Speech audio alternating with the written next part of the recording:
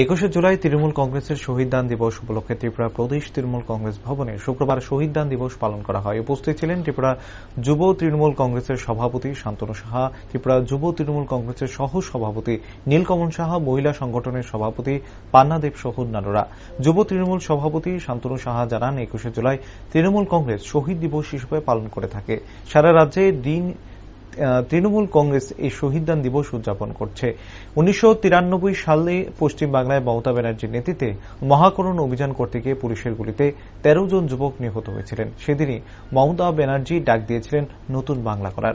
যুব তৃণমূল সভাপতি আরও বলেন, পশ্চিমবঙ্গ দেশের মধ্যে উন্নয়নের অন্যতম জায়গা রয়েছে।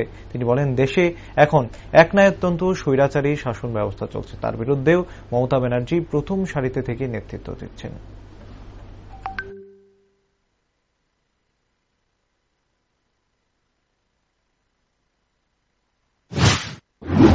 21শে জুলাই আমরা সর্বভারতীয় তৃণমূল কংগ্রেস আমরা এই দিনটিকে আমরা শহীদ দিবস হিসেবে পালন করি।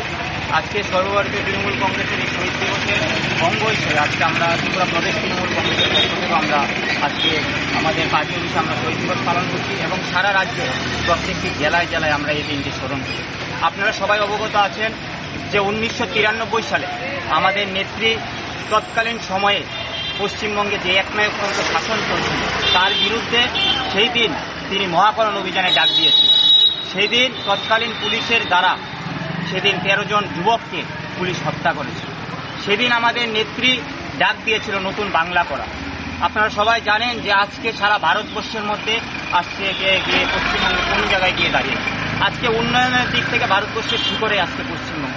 তাই আজকে দেশের মধ্যে যেইভাবে একনায়কতন্ত্র শাসন চলছে তার বিরুদ্ধেও আজকে আমাদের নেত্রী আজকে দেশের একনায়কতন্ত্র থেকে মুক্তি দেওয়ার জন্য আজকে নতুন ডাক দেবে, সেই অপেক্ষায় আমরা ত্রিপুরা রাজ্যের জনগণ আমরা তাকিয়ে আছি।